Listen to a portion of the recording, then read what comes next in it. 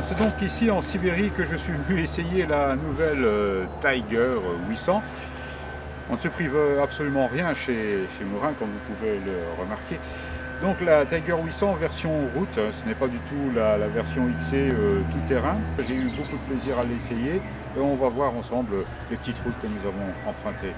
Voilà, à tout à l'heure.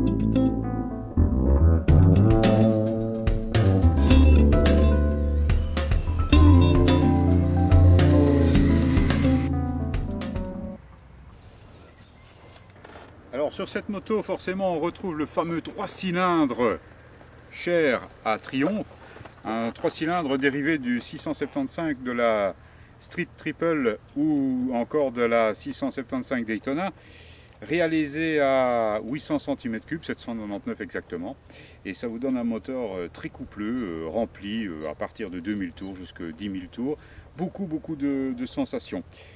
Du point de vue pilotage, eh bien, les Komodo, ce sont les Komodo habituels, classiques, qui tombent naturellement sous les doigts. Je dois aussi préciser que les phares sont excessivement efficaces. Pour avoir roulé pas mal le soir, eh bien, on peut dire que cette moto est une véritable réussite.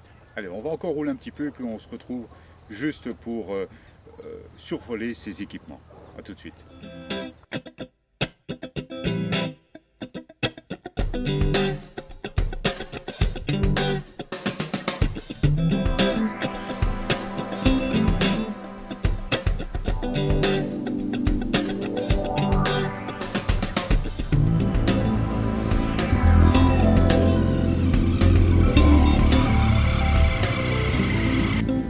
Voilà donc la bête. Je parle de la moto, pas de moi forcément.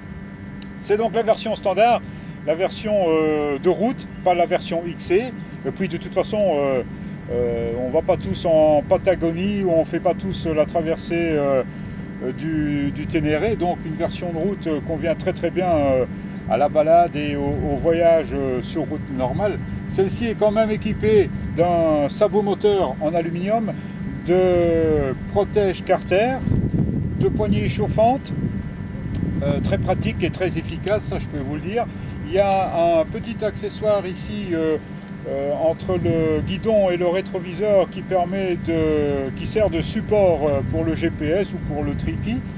Et il y a aussi la béquille centrale qui est une option et qui est équipée sur cette moto.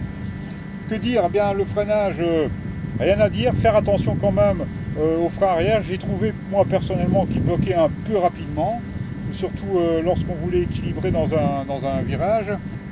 L'angle de braquage est un peu juste lors des manœuvres, et autrement, disons que point de vue confort, on retrouve la position très naturelle de la Tiger, ancien modèle, pas du tout fatigante. La selle est plus ferme, les suspensions aussi, mais ça n'altère en rien au confort de la machine. On peut partir très loin avec cette moto, et j'espère que ce petit aperçu que vous avez pu voir dans ce film vous donnera l'envie, vous aussi, de l'essayer et surtout de l'acquérir. Voilà, au revoir.